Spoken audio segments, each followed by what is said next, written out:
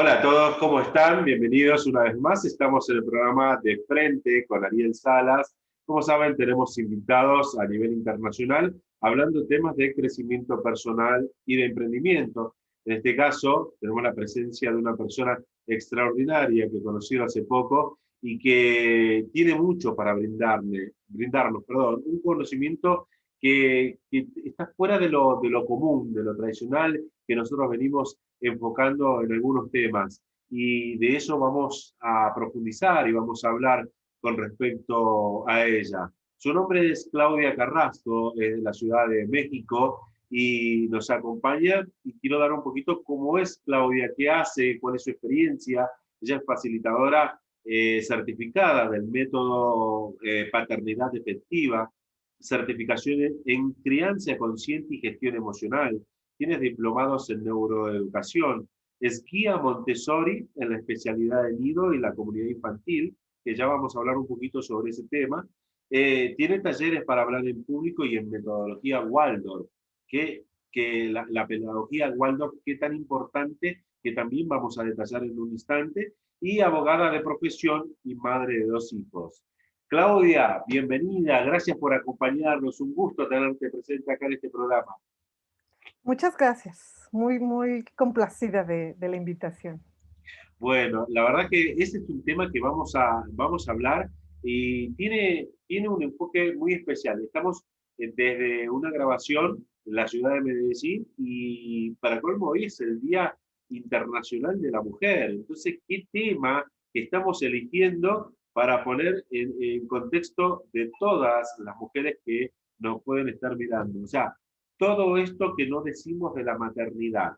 La verdad que es un tema muy amplio, pero quisiera saber cuál es el enfoque, cuál es la mirada que le das a esto y de ahí vamos a empezar a sacar muchas cosas que tenemos como incógnita. Eh, ¿Qué hay de oculto en la maternidad? ¿Qué tiene que ver esto? Por ahí es nuestro sistema de creencias, nuestras madres, nuestras hermanas, nuestras mujeres, así como tal en el mundo. ¿Qué nos pasa? ¿Por qué la maternidad tocas el tema tan importante? Pues, muchas gracias. Pues, el enfoque que yo tengo es parte de mi experiencia como hija, como madre, como nieta, como hermana, como mujer que es parte de esta sociedad a nivel nacional en mi país. Yo soy de México, vivo en la Ciudad de México y veo a nivel internacional también cómo esta parte de la maternidad cada día va tomando un enfoque distinto, porque habemos muchas que queremos cambiar muchas cosas acerca de la maternidad, pero también como las bases siguen siendo como las mismas desde hace cientos de años. Y bueno, creo que la primera parte que yo trato de concientizarme, principio, así fue como empezó para mí, fue que cuando decidí ser mamá, estaba entre que continuar mi vida profesional laboral o darle un espacio de tiempo. Como bien dijiste, pues yo soy abogada y el tiempo que debía destinarle a ese trabajo, pues obviamente no era compatible con un hijo, ¿no? Ni con la maternidad. Inicialmente yo fui una mujer que tuvo muchas pérdidas, tuve 5 hijos no nacidos antes de mi primer hijo nacido. Y bueno, eso marcó mi maternidad, pero también marcó la parte de la mujer. ¿En qué sentido? Bueno, había mucho miedo, había mucha angustia, había mucha confusión porque no sabía qué rumbo tomar, para dónde ir, qué hacer. Busqué información de muchas cosas hace 13 años que fui mamá por primera vez de un hijo nacido. Y desde que recuerdo haber perdido ese primer bebé, fue como los obstetras, la propia familia, mi pareja. Yo soy casada con esa misma pareja, fue que tuve esas pérdidas, esos embarazos que no llegaron a término, y no sabían cómo abordar. Yo recuerdo únicamente que cuando tenía estas pérdidas recurrentes, lo único que hacía era llorar, me sentía muy triste. Inclusive los médicos me decían, pues es que no es, o sea, no me decían así como, no es vida, pero sí es vida, pero pues adelante, la vida sigue y tienes muchas cosas que hacer y por qué vivir y demás. Y esto es un luto, este es una pérdida que no se reconoce, ¿no? Porque como no llegó a término, porque como era muy pequeñito, es como, pues sí estaba, pero no está. Y entonces, ¿por qué tanto drama? ¿Para qué tanto problema, no? Y definitivamente yo los viví como pérdidas, fueron parte de mi historia, fue parte de lo que me hizo generar ilusiones, generar sueños, pero también miedos, pero y entonces tiene razón de ser, tenía que reconocerlas desde siempre, ¿no? O sea, era como, tenía yo un luto, había vivido algo que me había generado dolor, no era solamente las ilusiones, lo que la gente piensa que es en la cabeza y que son sueños y que pues ya no llegó y es como, no sé, como la fruta que no te comiste y que se echó a perder. No es eso, ¿no? Es como la vida, es vida Claro, compartida para ese otro ser humano, es empezar a planear una vida distinta con tu pareja, contigo misma. Y sin embargo, ¿sabes qué fue lo que más he aprendido de esas experiencias dolorosas? Uno, pues que debía vivir mi luto, que había que gestionarlo, que había que darle nombre, que había que abrirlo y decirlo. Sí me duele, sí me está doliendo, sí me dolió y necesito reconocer ese dolor. Y dos, me preparó. Me preparó para ese primer hijo nacido, me preparó para reconocer que había a mi alrededor y evidentemente que era lo que sí quería, que era lo que no quería y cómo empezar a buscar. Y creo que eso es ese es el aprendizaje y el agradecimiento más grande que le puedo tener a esos hijos no nacidos. ahora, Inclusive mande. no, Claudia, ¿sabes qué, me viene cuando vos me contás tu historia, que la verdad que es eh, fuerte, importante, significativa, no solo por tu vivencia, sino para muchas personas, porque hoy está en tela de juicio el tema del aborto, y más que nada en mi país, en Argentina, de pelear una ley de cuándo yo decido, o más que nada la mujer, cuándo decide tenerlo o no tenerlo a un hijo. Y bueno, todo este tema es cómo nos volvemos, eh, poniéndome en la posición del lado de la mujer, diciendo cómo nos volvemos, dejamos de ser tan humanos, ¿no?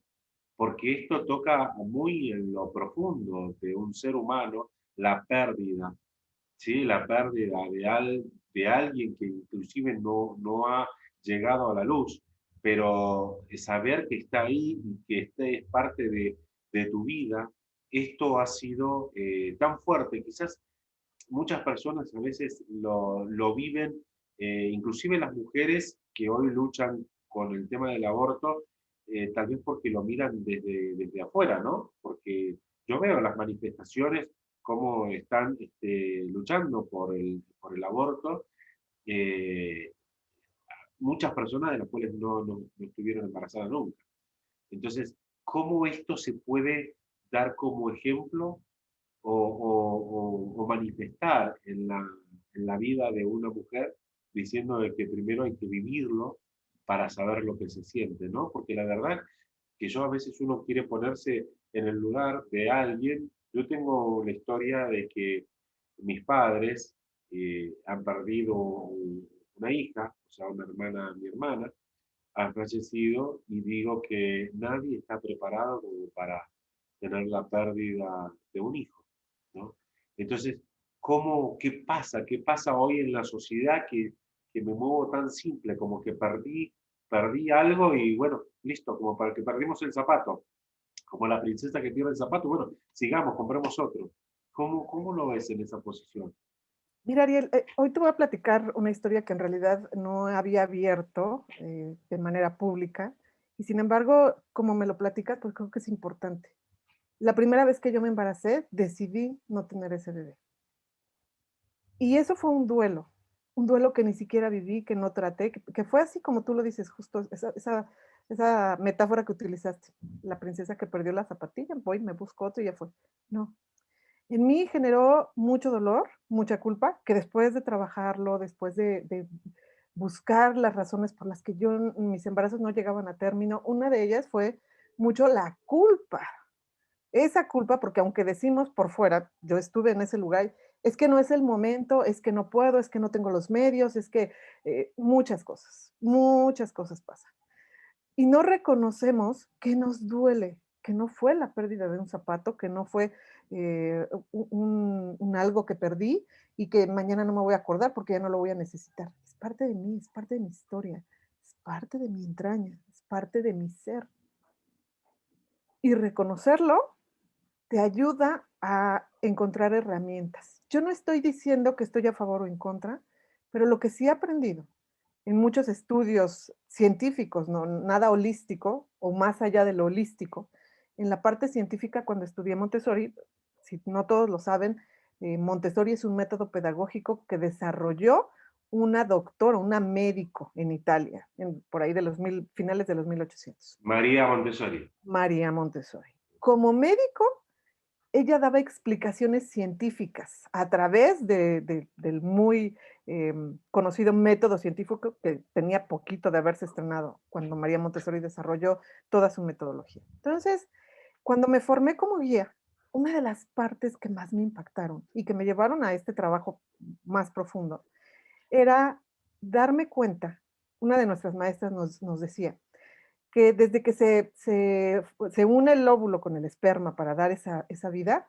el lugar donde se aloja ese huevo, que en ese momento se puede llamar huevo, cigoto, como todos los médicos o científicos le quieran llamar, tiene una importancia amplia. ¿Por qué? Porque dependiendo del lugar donde se ubique en el útero, tiene que ver con cómo se va a desarrollar su personalidad. Y con todos estos estudios e investigaciones que he hecho en muchos ámbitos, en el científico, en el holístico, en todo esto, y en mi propia historia, me queda claro que la emoción, el ambiente que tiene la pareja cuando se embaraza, planeado o no, definitivamente tiene una eh, relevancia en la vida y en el desarrollo de la personalidad de ese ser humano desde ese momento. Los seres humanos estamos llenos de sensaciones que nos llevan después a sentimientos y esos sentimientos a pensamientos. Yo soy una mujer que hasta hace muy poco tiempo era demasiado materialista en el sentido de si no lo toco, no me importa, ¿no? O sea, yo necesito saber que existe y que lo puedo tocar y que lo puedo vivir para comprender que lo puedo, que es real, que está aquí y que puedo creer en eso. Crecí en una familia donde mi padre era ateo en los 1970 y tantos, entonces en esa época esa confrontación de no crees en Dios, sobre todo en México, todavía era muy arraigada. Pero a mí me sirvió en muchos sentidos, porque he podido moverme en los dos lados actualmente, en esta parte del sentimiento que tenía muy bloqueado. Y creo que esa parte donde las mujeres, no estoy diciendo que estoy en desacuerdo ni en acuerdo, porque creo que cada mujer tiene su razón y Igual, es válida. a ver una pequeña pausa ahí, porque también que quede claro, porque de verdad hay muchas personas que pueden ver, yo no lo enfoco también porque aquí hay muchos aspectos a evaluar y creo que no estamos en esta situación del tema no es el aborto, sino otro tema, sino que también hay que ver las circunstancias en las cuales se dio un embarazo no programado, ¿no? Porque pudo haber sido por una violación y todo, y que después se debatirá ese tema si es justificable o no, pero el hecho de perder lo tuyo cuando fue más que nada planeado o no, pero concebido con amor o en un acto de entrega, entonces todo eso tiene otra mirada, ¿no? Ya llega desde otra perspectiva. Ya no es lo mismo, no es lo mismo recibir algo de manera violenta que recibirlo en un acto de amor o de entrega total, donde vos después pasa lo que pasa, se genera la gestación. Pero a partir de eso, quiero saber un poquito dónde está qué cosas nosotros, o ustedes más que nada las mujeres, no cuentan, y dónde está lo que no se dice de la maternidad, y ahí vayámonos por ese lado. Fíjate, con toda esta historia que tuve, evidentemente, pues me di cuenta que el no haber superado estos duelos, no haberlos hablado, pues me llevó a la otra parte del miedo de, ¿y si podré ser mamá? Recuerdo mucho que una doctora me dijo, tú nunca vas a poder volver a ser mamá. Fue un impacto muy fuerte. Y cuando por fin llegó el hijo, Yo recuerdo perfecto que tenía una amiga que tenía 2 niños, así muy parecidos en edad a los míos pequeños. Y entonces un día ella iba a hacer algo. Tenía el plan de estudiar algo y entonces le dije: "Si quieres, yo te cuido a tus hijos". "¿Sí puedes?". "Sí, sí puedo". Decidí como abogada tomarme un año sabático a recomendación de mi doctora, pues, porque me decía ella: "El estrés creo que es parte de lo que no permite que tus embarazos lleguen a término". Me puse en un tratamiento especializado y demás. Bueno, y me acuerdo perfecto que en el último bebé que perdí le dije a mi esposo: "Es la última vez que lo intento. Si en esta ocasión no llega a término el embarazo, ya no voy a intentarlo una vez más porque es muy doloroso". Y todo el mundo pensaba que era muy doloroso en lo físico. Claro, No, era muy doloroso en lo emocional. Yo ya no podía más con una otra pérdida y además que ni siquiera la podía atender. Bueno, llega el momento en el que decido darme un break del trabajo y digo, me voy a dedicar a buscar el embarazo. Cuido a estos 2 pequeños con la intención, me acuerdo perfecto, de decir: "¿Podré cuidar 2 niños yo solita?". Y entonces era con la intención de pensar si podría hacerme cargo del mío, que todavía no venía en camino. Bueno, pasa el tiempo, me embarazo y recuerdo que el primer día que supe que estaba embarazada, lo primero que sentí fue muchísimo miedo, o sea, un miedo espantoso. Pero además era un miedo que no podía compartir con nadie, o sea, no le podía decir a nadie: "Me muero de miedo", porque todo el mundo me cobijaba, me arropaba, mis papás, mis hermanas, mi esposo, mi suegra, la gente que sabía. Y además fue un embarazo que no compartí desde el inicio porque pues ya había tenido pérdidas y entonces era como doloroso que te preguntaban, ¿y cómo sigue tú? ¿Y cómo está tu bebé? Gente que no te había visto desde hace muchos años, pues no tengo bebé. Y entonces era como dar una explicación, abrir una herida que todavía no estaba sanada, entonces decidí claro, no decir claro. nada. Y en todo este tiempo recuerdo muchísimo que tenía periodos naturales de mucha paz y de mucha tranquilidad, porque fue un embarazo en el que me recomendaron no moverme, dejar de manejar, me bañaba un día sí, un día no. Entonces ahí fue cuando mi vida empezó a cambiar, porque pues yo era una mujer súper activa, toda mi vida he hecho ejercicio, nadaba, me encantaban las competencias de natación, moverme, ir, venir, ser independiente, sentirme libre. Y de repente fue como empezarme a sentir en una prisión. Por un lado, con mucha ilusión de este bebé, pero por el otro lado, mucho, mucho, mucho miedo, pero además mucho miedo guardado. Mucho miedo que no se podía hablar porque no tenía con quién decirle. Recuerdo a mis amigas que en esa etapa, pues más o menos varias de mis amigas ya tenían hijos 3, 4 años, ya habían pasado por ahí y trataba yo de compartir esto y no encontraba yo con quién. Fue un embarazo duro en el sentido de que no había con quién compartir, había muchas emociones guardadas en mí. Y por fin, bueno, llega el día del nacimiento. Afortunadamente tuve una hermana que en esa época estudiaba medicina, me acompañó al parto, porque di a luz en un hospital completamente especializado aquí en México. Y resulta que nace mi bebé por cesárea programada. Bueno, ni tan programadas. Yo sabía que iba a ser una Mm. cesárea, pero llego ese día a revisión y me dice el médico, te quedas. Ah, Ya sí, son 36 semanas y te quedas, ¿no? Y entonces así como, esa es la otra parte que nadie te dice, ¿no? Y luego, ¿qué va a pasar? Y yo recuerdo haber sentido esa sensación de, ay, quiero a mi mamá, ¿me pueden traer a mi mamá, por favor? Nunca se me ocurrió la pareja. Yo me acuerdo que salí del consultorio y empecé a llorar. Y mi esposo me abraza y me dice, ¿qué sientes?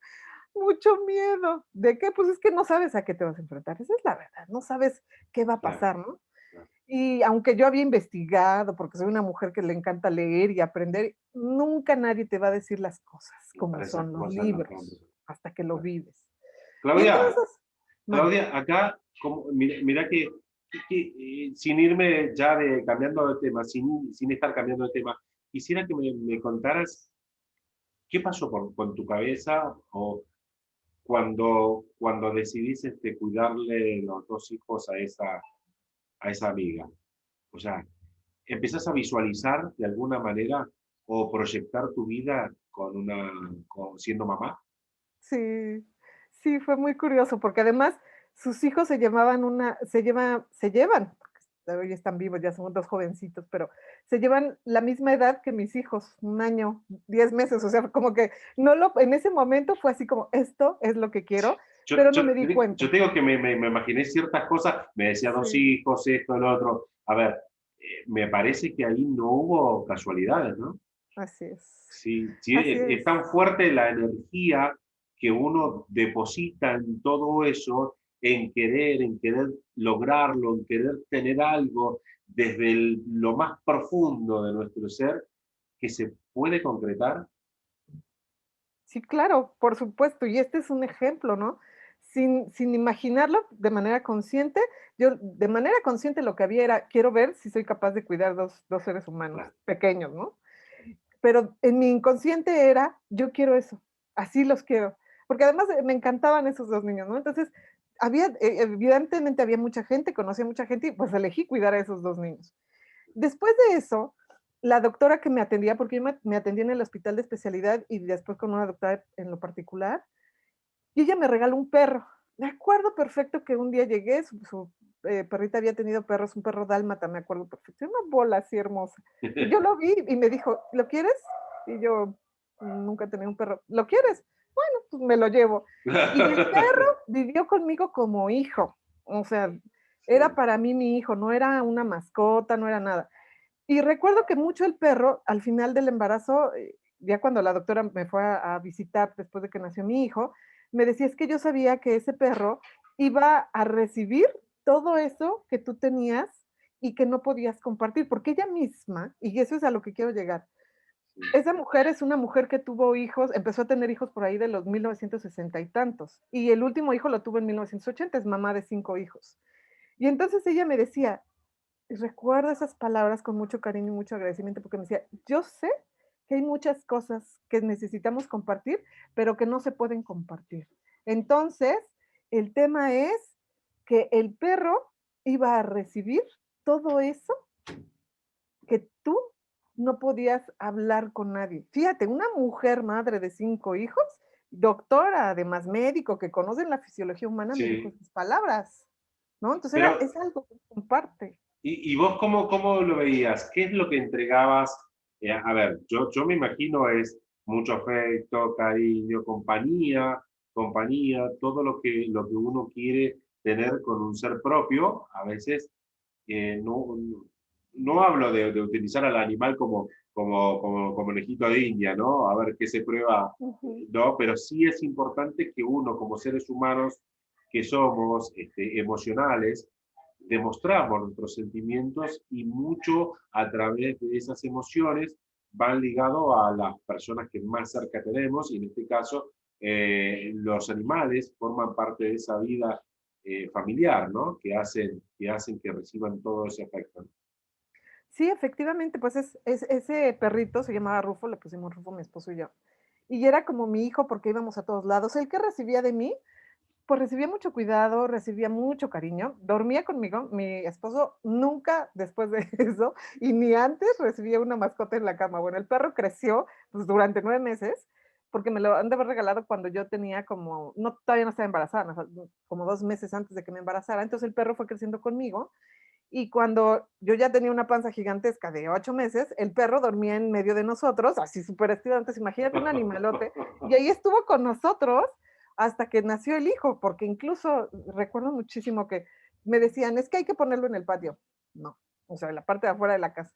Y entonces yo lo que hice fue habilitar la recámara de enfrente para que ahí durmiera el perro y en la de al lado dormía el bebé y nosotros dormíamos en la otra, ¿no? Ah, Entonces, el perro en realidad nunca se fue, porque además yo estaba acostada, recuerdo mucho tener al perro aquí y cuando el bebé se movía, el perro volteaba y hacía, "Urr". Entonces era como, y yo les decía que eran hermanos, o sea, yo decía, mira, está aquí tu hermanito y al bebé le decía, mira, aquí está tu hermano y demás, ¿no? Entonces era parte de la familia, el perro recibió de mí pues todo ese efecto de mamá y el perro además me respondía como de verdad un hijo, porque era un animal muy apegado a mí, muy apegado.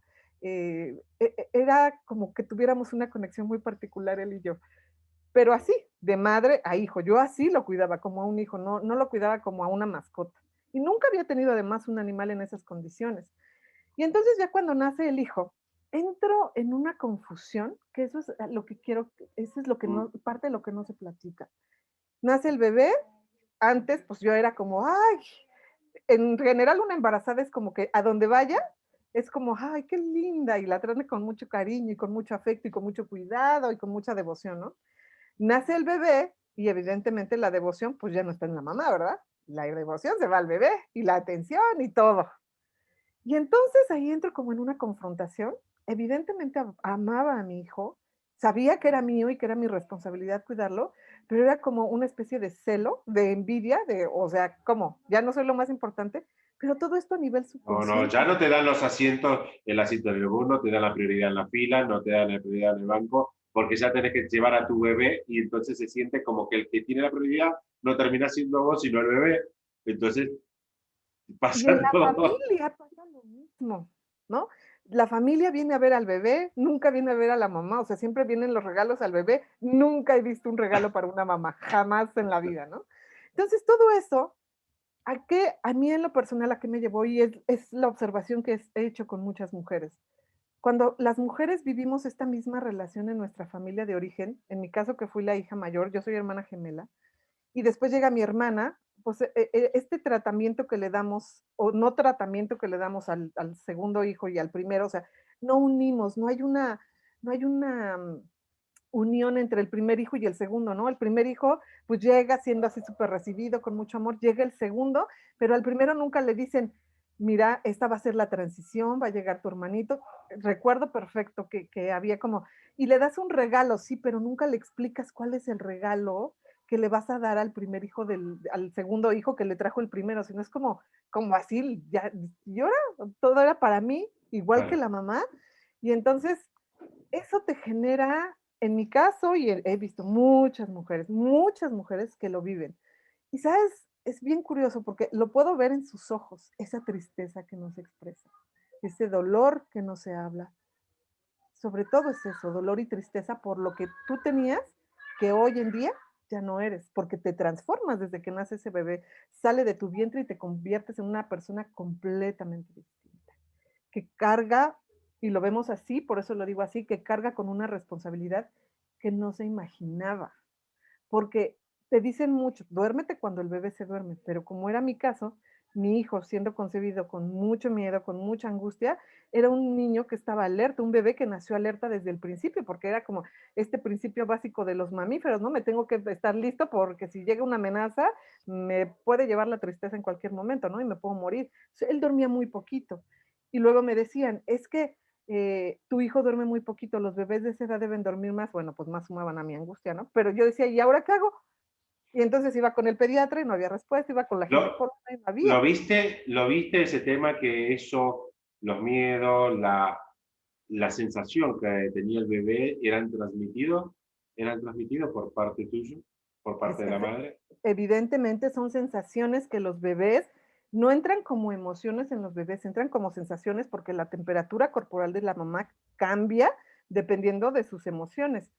Si estás triste, respiras de un modo, si estás enojada, respiras de otro modo, si tienes miedo, respiras de un modo distinto y dentro todo lo que no vemos, todos nuestros órganos, todos viven de una manera distinta dependiendo de cada emoción. Eso es lo que el bebé recibe. Entonces, cuando sale y los estímulos se parecen a lo que había dentro o no se parecen, eso genera mucha angustia. Y además, súmale que en el caso de mi hijo, nace por cesárea, lo ponen en una incubadora por el historial que yo tenía Sí. de las pérdidas. Y entonces lo dejan solo durante, fueron como 20 horas después de que nació. Imagínate la angustia que vivió, o sea, lo que ya había vivido antes y luego Claro. lo que vives en la incubadora, que te dan de comer cuando los médicos dicen, cuando vienes del útero de tu mamá que duermes cuando tienes sueño, comes cuando tienes hambre. Y todo esto es natural dentro. Sales y te ponen horarios. Somos mamíferos. Claro, Y eso es parte de lo que no se reconoce claro. y de lo que no te dicen como mamá. Esto es parte, pero además, ¿Qué, dime, no, qué es esto? Porque de acá me viene. Entonces vos sos facilitadora de método paternidad efectiva. Quiero que me muestres ahí cómo va el tema de la paternidad efectiva y la crianza consciente. O sea, tenés una certificación en crianza consciente y gestión emocional. Esto, lo de la crianza consciente, ¿qué deberíamos hacer entonces? ¿O cómo se debería comportar? No solo la madre, sino el padre, si en el caso de que sea una pareja constituida, porque se ve en todo el mundo ahora madres solteras, pero en el caso, vamos específicamente a la madre, ¿cómo debería manejarse? Porque acá tenemos muchísimas creencias dependiendo del lugar donde vivimos. Y todas estas creencias terminan siendo un resultado determinante en la vida de la infancia temprana, para que después, en la edad o adolescente o adulta, sea quien es la persona. Entonces, ¿qué cosas nos pasan? ¿Qué deberíamos cambiar? Bueno, primero, Mucho, ¿no? Mucho. lo primero que debemos cambiar, Ariel, y yo estoy convencida de eso por experiencia personal, es decirnos la verdad como mujeres acerca de la maternidad. Uno que no es, ay, es como el cuento, ¿no? Y nació el bebé y todo fue feliz. No, te vas a enfrentar a esto, te vas a enfrentar a esto. Por ejemplo, en mi caso, yo no pude amamantar a mi hijo y mira que estuve en la Liga de la Leche, que era en esa temporada era como lo más, el lugar donde había mayor información, yo no lo pude amamantar. No lo pude amamantar por dos cosas. Uno, leche sí había, o sea, producción de leche sí había. Uno, no lo pude amamantar porque era como darme a esa persona y cubrir todas sus necesidades. Y yo estaba envidiosa de esa atención, de ese cuidado. Y la otra por la que no lo pude amamantar era porque se me abrieron los pezones, me salía sangre y yo preguntaba a quién, qué me hago. Pues era como, aguántate, porque si te pones no sé qué, pues el bebé se lo toma. Si le, no sé qué, el bebé le va a hacer daño. Y recuerdo mucho una vez que mi abuelita me dijo, hija, porque yo me acuerdo que hacía cara así de, ay, me va a doler, me va a doler. Sí, Y sí, mi sí. abuelita me decía, pero hija, no hagas eso, porque ese dolor pasa al bebé. Y o sea, y entonces ahora, ¿cómo me, discúlpenme la expresión, ¿me lo trago o qué Sí, hago sí, con sí, este sí. dolor que estoy sintiendo? Sí, sí. Entonces ahí entras en un periodo en el que hay que hablar las cosas, hay que decir la maternidad es esto, no nada más es no vas a dormir, sino puede que tengas esto, pues que te enfrentes a este sentirte envidiosa, puede ser la otra parte que a muchas mujeres les pasa y que no te hablan de eso, cuando el bebé cuando amamantas al bebé y te succiona, hay una libido que se desarrolla en la mujer, o sea, hay una excitación, pero nunca te dicen que esa excitación es natural y que no es como, en mi caso y en el de muchas mujeres es confuso, ¿no? Porque es mi hijo, ¿cómo es que estoy sintiendo esto? Y entonces me detengo, me paro, tengo miedo y vas y como que hasta da miedo preguntar, ¿no? Porque qué tal que yo soy la única loca y entonces ¿qué me van a decir? Que estoy Sí, sí, así sí, sí, fuera sí, de sí. mí. No, eso no Y se habla, eso no se dice. eso Claro, es claro, claro. parte de lo que no se dice y en mi caso fue parte de lo que me bloqueó para darle a mi hijo, en caso de crianza consciente y la facilitación de los padres, este hecho es los segundos brazos o el segundo útero, perdóname, después del vientre materno son los brazos. Y lo primero que hacemos cuando nace nuestro hijo es ponlo en una cuna, sepáralo de ti, ponlo en la incubadora.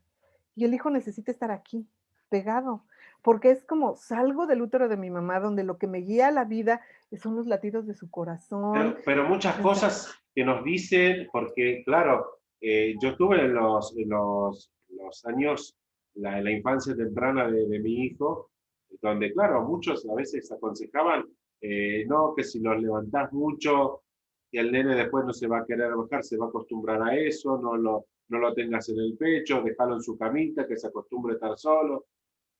O sea, al fin y al cabo terminamos siendo más inconscientes de lo que hacemos por comodidad nuestra que por beneficio del niño, del bebé, pero porque no lo sabemos, porque en realidad aprendemos de quienes fueron padres anteriormente y que tampoco fueron, y que viene todo en cadena, ¿no?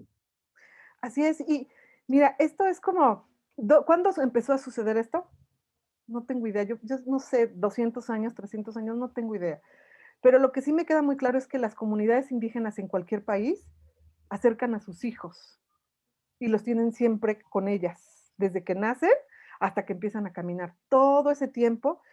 Y María Montessori, y aquí voy a hablar un poco de María Montessori, ella decía que el ser humano, después de nacer, era un ser que se iba a alimentar de lo que había en su comunidad, en su sociedad, en su familia, en el primer núcleo que llegas, pues es tu familia. Y ella hablaba de que el niño aprende a hablar, no porque tú o yo le enseñemos a hablar, sino porque dentro de su cuerpo tiene ya todos los órganos dispuestos y lo que hace al inicio es observar cómo Imitar. mueve, así es, Y entonces así es como empieza a hablar. ¿Cómo camina? Igual. Pero ¿qué tiene que haber para que esto suceda? Cercanía, una comunidad que te dé esa capacidad de moverte. María Montessori está en total desacuerdo que a los niños se les pusiera estas cunas con estos barrotes. Ella tiene una gente no contemporánea que se llama Emily Pickler, pero juntas, las juntas a ellas y es, los seres humanos necesitamos cercanía y a la vez libertad de movimiento. ¿Qué sucede en las comunidades indígenas de todos los países? Eso existe. Es una comunidad donde entre las Ujú. mujeres se cuidan a los niños y hay libertad, o sea, tampoco es que los pongan para que se lancen a un río y se mueran ahogados o circunstancias así, ¿no? Que se expongan a un animal eh, carnívoro, nada de eso. Claro, claro, claro. Y eso es algo que nosotros ya no hacemos. Lo que estamos haciendo desde hace muchos años es alejar a los hijos, alejar a los seres humanos. Y lo que no nos hemos dado cuenta, porque pensamos, pues no pasa nada. No, sí pasa. Lo primero que pasa cuando tú no atiendes las necesidades fundamentales de un ser humano que cuando nace es, pensamos que solamente le tenemos que dar de comer, pensamos que solamente lo tenemos que mantener limpio. Esas son como las dos necesidades básicas que nos dicen los médicos y en general. Pero hay otras necesidades como alguien te dijo que necesita tu hijo sentir ese calorcito, tu corazón, para sentirse seguro e irse adaptando a este nuevo mundo. Ya que sos, a ver, previo me quedó pendiente algo, porque quiero meterme mucho más en el tema, en la pedagogía Montessori y aparte la pedagogía Waldorf, ¿sí? Pero antes de eso, quisiera preguntarte, previo a esto, ¿qué sucede también en la relación de pareja que no sabemos en el tema de la maternidad? Porque vos me decías, bueno, siento cosas, puedo sentir hasta excitación, todo. Pero, ¿qué pasa con los celos? Porque el niño termina siendo también la prioridad. Y entonces, ¿qué pasa cuando vos, como mujer, ya no hay el tiempo o no hay ese compartir nuevamente con la pareja, o por lo menos en los primeros meses? ¿Qué sucede por el mundo, la cabeza y todo eso? Ya no te necesito, no te quiero. Fíjate que pasa algo bien curioso. En un principio te decía yo, la mamá en muchas ocasiones se siente desplazada por este bebé. Y entonces el bebé pasa a ser el centro de atención en todos los aspectos de la vida de la pareja. Y el esposo se empieza a sentir desplazado. ¿Por qué se sienten desplazados ambos? Pues porque yo fui un nuevo ser que necesita así toda su atención. Si esta pareja normalmente se vincula desde, que es lo más común, desde la relación sexual, te demuestro que te amo a través de esta conexión. Si la única conexión que hay relativamente íntima es la sexual, hay una separación. La pareja antes debe vincularse desde el punto de vista emocional. Yo en mi experiencia y con muchas mujeres lo he platicado, no le dicen a su pareja, sabes que estoy sintiendo esto, me está doliendo esto cuando nace el bebé, me está doliendo de adentro del corazón, o sea, no Claro, nos claro. abrimos, porque como seres humanos, como personas, sin importar el género, en este planeta estamos acostumbrados a que si me abro, me vuelvo vulnerable, y si me Sí, vuelvo vulnerable, me van a atacar, entonces me tengo que resguardar incluso de esta persona, que total, debería ser totalmente. como, me abro completamente a ti y a lo que se estamos sintiendo los dos, se empiezan a guardar las cosas y entonces eso empieza a generar que la relación se vaya separando, pero no por el hijo, vino desde antes. Sí, sí, Y sí. esto es parte de lo que no nos dicen en la maternidad. Totalmente. A ver, la comunicación, pero a veces yo lo he hablado mucho con el tema de hablar una comunicación transparente, libre. No solo de decir, a ver, no tiene que ver con esto de decir simplemente la verdad, es más allá de la verdad, qué es lo que más tengo dentro de mí y que no lo comparto con nadie, qué es lo que estoy sintiendo, qué es esas emociones que sin miedo a mirarme como alguien extraño, como loco, como, ¿y este qué le pasa? ¿De dónde sacó esas cosas? No, el hecho de poder compartir y expresarse con el otro, no solo le hace bien a la otra persona, sino que a uno mismo también le hace muy bien. Esto hago un paralelismo con el análisis transaccional en psicología de la economía de caricias. La economía de caricias no solo expresar las emociones a quien lo necesita, sino para uno mismo. Cuando nosotros las expresamos, nos hace muy bien. Y esto se ve muchísimo en la pareja. Nadie nos enseña, nadie nos conduce a esto, porque venimos desde muchísimos años de nuestros abuelos, por lo menos de mi lado, y creo que la gran mayoría, eh, fueron o fuimos padres porque bueno, te haces padre a la fuerza o te vas madre a la fuerza, y el sistema ya te dice cómo más o menos manejarte, ¿no? Pero hay muchas cosas por las cuales resultan como tabúes también, ¿no? Que Así es. no, que no somos, no terminamos siendo nosotros mismos de ser libres, libres en expresarnos. Bueno, con respecto a este sistema Montessori, a ver, primero, ¿cómo influye el sistema educativo? Porque nosotros, a ver, ponemos como que los responsables son únicamente nuestros referentes y nuestros referentes más cercanos. Pero ¿y el sistema educativo? ¿Qué parte tan importante cumple? ¿Qué función cumple en nuestra formación, en la maternidad de la mujer, en nuestro compartir con una nueva vida? Tampoco aprendemos de eso. Mira, yo aquí tengo que hablar de algo que a lo mejor, y no a lo mejor, en mi vida ha tenido un cambio muy importante en mis creencias personales. Hoy yo, por supuesto que tengo creencias de mi madre, de mi abuela, de mi entorno, pero ya tengo mis propias creencias y yo llego a esta conclusión en lo personal. Las mujeres, eh, yo soy hija de una familia de 5 mujeres y la forma en la que nos educaron, tanto mi mamá como mi abuela, como todas las mujeres y los hombres de la familia, yo llegué a una conclusión. Si las mujeres y los hombres somos hoy como somos, en parte es porque las mujeres en un punto eran como estas víctimas sometidas y después hubo como el otro extremo en donde, no, yo tengo los mismos derechos igual que el hombre y puedo salir a trabajar, todas esas cosas. Pero nos olvidamos de que naturalmente una mujer fisiológicamente está hecha para cuidar a esa cría desde dentro y por lo menos en un lapso de 40 días, que es el proceso de adaptación de ese ser humano a la vida, al mundo.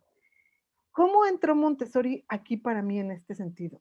Como mujer, yo tenía esta confusión en la que no encontraba referencias de algo diferente. Y entonces, Ah, cuando estudié Montessori, me di cuenta de algo. Yo quería ser hijos independientes para poder tener libertad de tiempo y libertad de hacer muchas cosas en lo profesional y en lo personal. Pero hay algo que es muy real. Cuando tú eres mamá y trabajas y desde siempre tienes como esta mentalidad de yo no voy a dejar de trabajar, es como que ya no estoy haciendo el mismo papel y entonces le está faltando tiempo a mi hijo y empiezas a venir esa culpa. ¿Y esa culpa a qué te lleva? A que cuando estás con el hijo estés muy cansada y entonces llegues y digas, ya no quiero nada, porque además muchas mujeres también hacen a un esposo dependiente, pero quiero que tú aportes tu parte, pero no hay como acuerdos. ¿Cómo lo vamos a hacer? O sea, a partir de que nazca el bebé, yo voy a tener un periodo de adaptación que es muy importante, muy valioso, para que se nutran esas bases emocionales de ese ser humano y no y crezca con cada uno, digo, venimos con nuestros propios retos, ¿no? Pero yo como mamá, como mujer, me sienta segura de que le estoy dando lo que necesita para, en este periodo de proceso de adaptación de 40, 60 días, para que después le pueda pedir a alguien más de mi confianza que me ayude y me acompañe a cuidarlo, que puede ser la pareja o cualquier otra persona, a o una ver, institución. yo te quiero cortar acá, pero porque hay algo que refleja muchísimo a lo que se vive hoy por hoy en la sociedad. Soy argentino y creo que la Argentina no es una isla, y menos ahora en la situación en la que se vive, pero los últimos 10 años lo he vivido acá en Colombia y muchísima gente, no tengo la certeza ni el número cuál es, pero sí que sé que es grande, donde por necesidad está la obligación de que muchísimas mujeres tengan que salir a trabajar. Inmediatamente nace el bebé, porque a veces toman el periodo de preparto y después posparto, sería de un periodo de tiempo determinado, que a veces lo toman antes o después, dependiendo de la salud, de la necesidad que tenga la persona. Pero he visto que hay personas que están 30 días y a la jornada laboral nuevamente. Y el niño con los abuelos. ¿Cómo, qué experiencia o qué conocimiento podés aportar con respecto a esto de qué también le hace a un bebé el apartarse de la madre y que tenga otra figura con respecto a, y ahora eh, llega a una suplente, una mamá suplente, diferente porque en el momento no sabe que es la abuela, el grado de consanguinidad familiar que hay, ¿sí? Sino que viene siendo un reemplazo. Entonces, ¿cuánto afecta cognitivamente al ser humano, al bebé en este caso? Ariel, yo creo que lo que afecta es la forma en la que lo vive la mamá. ¿Por qué? Porque este periodo de 40 días no nada más es una etapa de adaptación para el bebé, que podría ser más, podría ser menos. Cuando hay conciencia, el tiempo, como somos seres humanos racionales, yo he observado a los mamíferos y es como un periodo también corto de tiempo donde la mamá se da cuenta que ese bebé, que ese cachorro ya se puede dar a la vida por sí mismo y lo deja, pero hubo un periodo de tiempo en que no se separó de él más que para cubrir sus necesidades básicas fundamentales, comer, ir al baño, esas cosas. Yo creo que no es cuestión de tiempo, sino de la actitud en la que lo vive la mamá desde antes de que ese bebé nazca. Si yo me voy como mamá desde, y he escuchado a muchas mujeres, es que mi hijo, yo me voy a trabajar y en cuanto escucha que me voy a trabajar, llora y no me deja ir. Un poco es qué escucha ese bebé, pero qué escucha desde las emociones y desde este lenguaje no verbal, porque las mamás es como, ay, se me hace un nudo en la garganta. Y esta es la comunicación no verbal que existe entre los humanos y es ahí donde debemos conocer que nuestro cuerpo, el de los seres humanos, hombres y mujeres, está hecho de emociones y sentimientos, no porque pensemos o porque creamos que está dividido, no. Las emociones están acá, en nuestro cerebro, ahí es donde se desarrollan, no están aquí, no están en el corazón, no, están en el cerebro y a partir de eso nos relacionamos con los otros. Y los seres humanos compartimos eso con nuestros hijos. Yo creo que la realidad es desde dónde está viviendo la mamá esa separación y qué es lo que le está diciendo ese bebé con el lenguaje no verbal y qué es lo que le está diciendo el entorno a ese bebé con el lenguaje no verbal. Tu mamá se va a ir, tu mamá te abandona, porque muchas veces no te lo dicen ni tu mamá ni tu abuelita, o es como, híjole, pues ni modo, te toca ir a trabajar, hija. Cuando es, me empodero, me voy a trabajar, soy muy feliz, disfruto el tiempo que estoy con mi hijo, pero también disfruto mi profesión. Y ahí es donde te digo, ¿dónde entra Montessori? Bueno, si yo quiero un hijo independiente en lo emocional y en la parte física, para que yo como mujer pueda combinar mi vida profesional con mi maternidad, desde gozarla, disfrutarla, sentirme plena, necesito mostrarle a mi hijo cómo cuidar de sí mismo.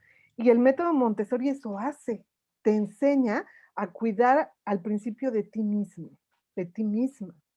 Claro. Claudia, me parece, yo soy a ver, como no en el sentido, un amante del método Montessori, pero sí una persona que me gusta mucho y eso, y ojalá hubiese sido algo tan amplio en la educación a nivel latinoamericano, porque nos hubiese hecho otros seres humanos. Que sé que estudiaste Montessori, pero fuiste en búsqueda de la pedagogía Waldorf en un comienzo.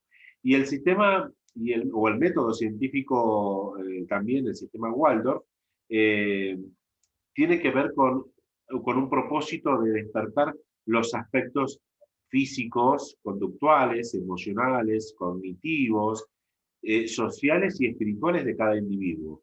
¿Sí? Entonces, y así también como fomentar el pensamiento crítico y el analítico de la persona.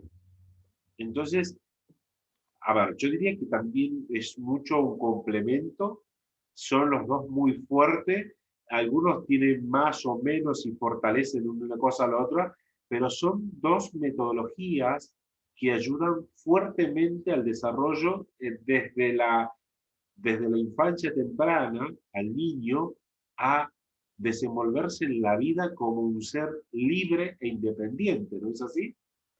Y fíjate que va mucho más atrás en el sentido de que Montessori, por ejemplo, pues tú habrás visto que se recomienda que cuando nace un bebé se le ponga una camita a ras de piso, no en el piso, a ras de piso, es decir, que le cubra del frío y demás, porque ahí empieza la libertad de movimiento. Entonces, esta preparación para la mamá empieza desde antes.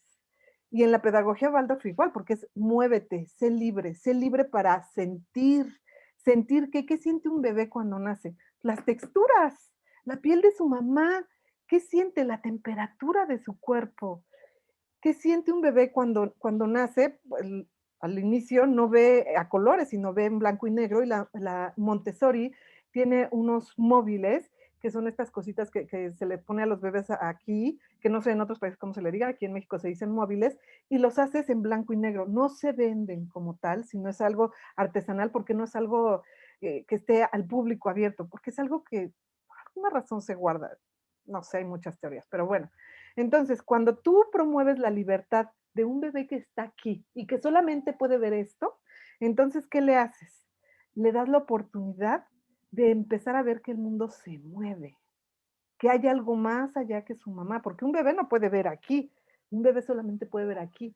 Al principio no puede hacer esto, ¿no? O sea, Ah, es todo, es tan complejo el sí, desarrollo de un humano sí, y lo vemos tan simple porque es como, pues ya camina o ya se mueve. Pues sí, pero hubo un proceso dentro y fuera muy especial donde si se acompaña de manera adecuada, entonces, ¿qué vas a lograr? Un ser humano completo emocionalmente cuando crezca, que nunca se va a sentir abandonado, desplazado, total. rechazado, triste.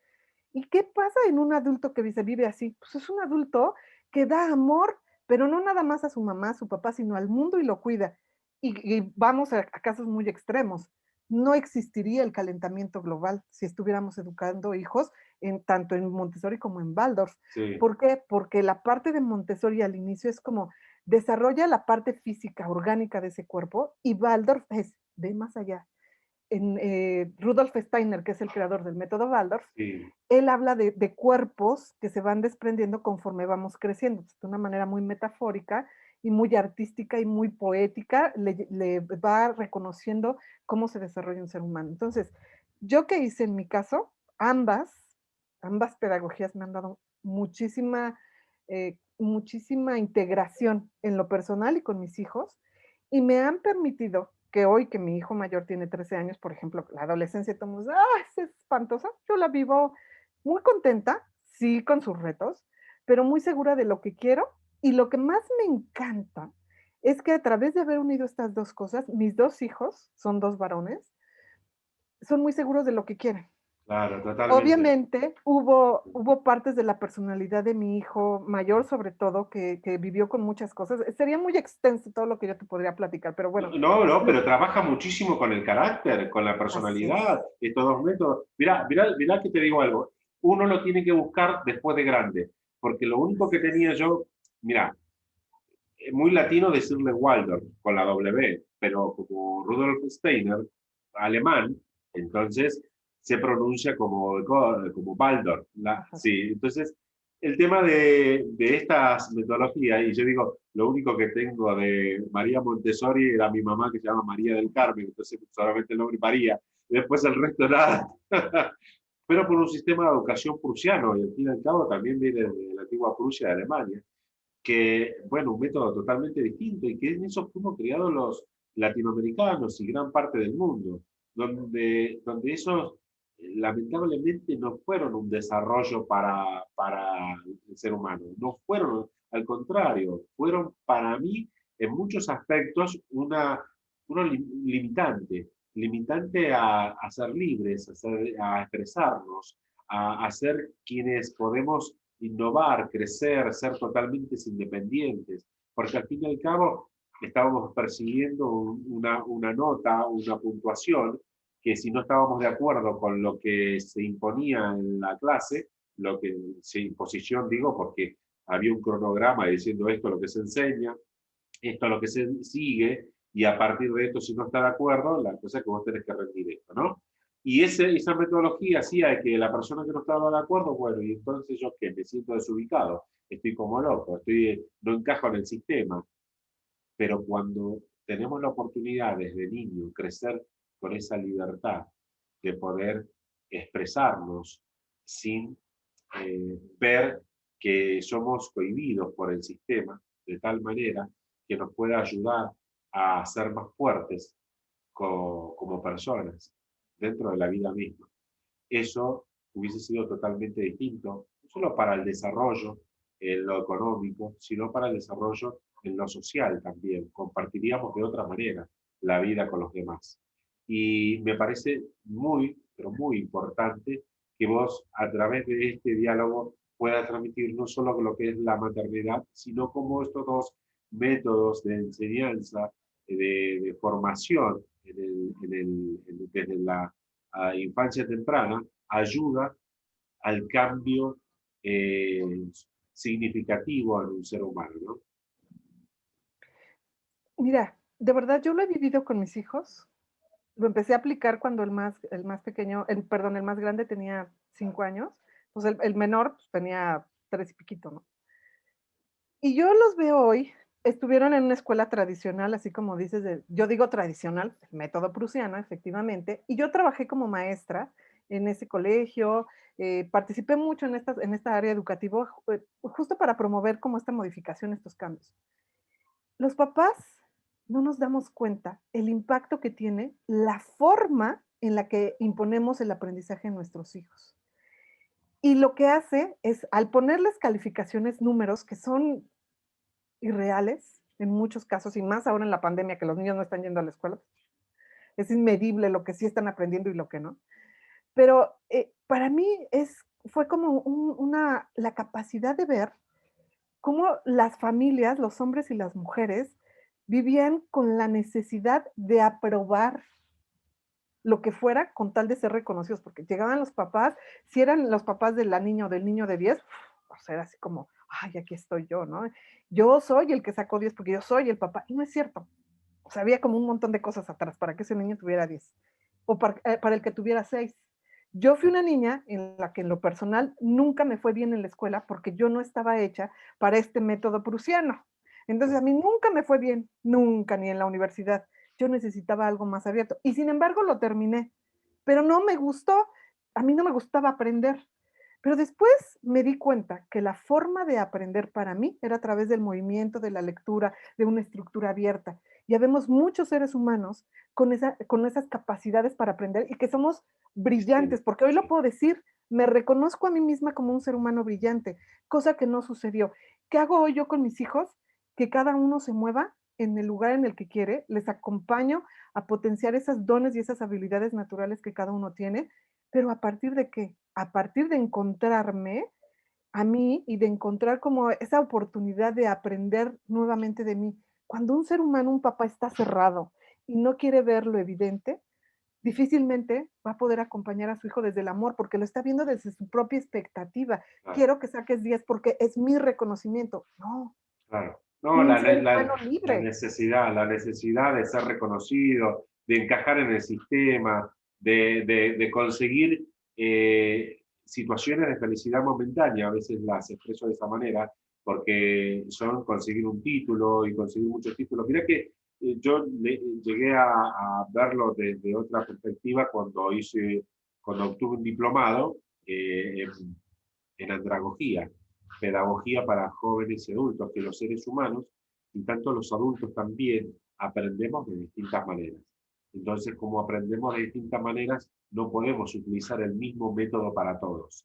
Entonces, cuando podemos comprender lo diversos que somos en el aprendizaje, podemos utilizar infinidades de herramientas para llevar al ser humano su desarrollo pleno. No nuestro objetivo de calificación, sino el desarrollo de la persona. Bueno, Claudia, la verdad que me gustaría que después toquemos un tema y hablemos específicamente sobre estos dos métodos, el método Montessori y el método Waldorf, porque tiene mucho para hablar, tenés mucho para transmitir, pero el tiempo ya ha pasado. Mira, ya estamos sobre la hora, ¿sí? Entonces, quiero agradecerte todo esto que compartiste, tu experiencia, tu conocimiento. Infinitas gracias por todo este aporte de muchísimo valor para todas aquellas personas que nos ven. Y entonces, desde ya, muchísimas gracias y que tengamos la oportunidad de tenerte pronto en otro programa de Frente con Ariel Sala. ¿Te parece?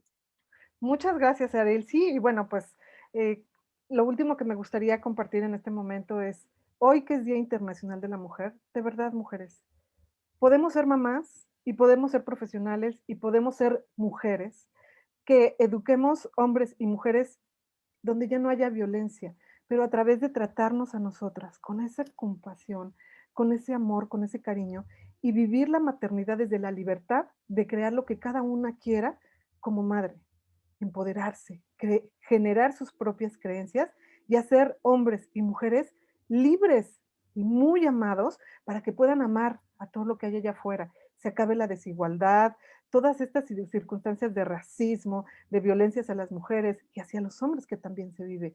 Bueno, pues yo te agradezco muchísimo, Ariel. De verdad, muchas, muchas gracias por este espacio. No, por favor, infinitas gracias para vos y gracias por compartir. Entonces, será hasta la próxima en el programa de Frente con Ariel Salas, un programa con crecimiento personal y emprendimiento para todos ustedes. Chao, chao, hasta la próxima entonces. Chao, Claudia. Muchas gracias. Gracias.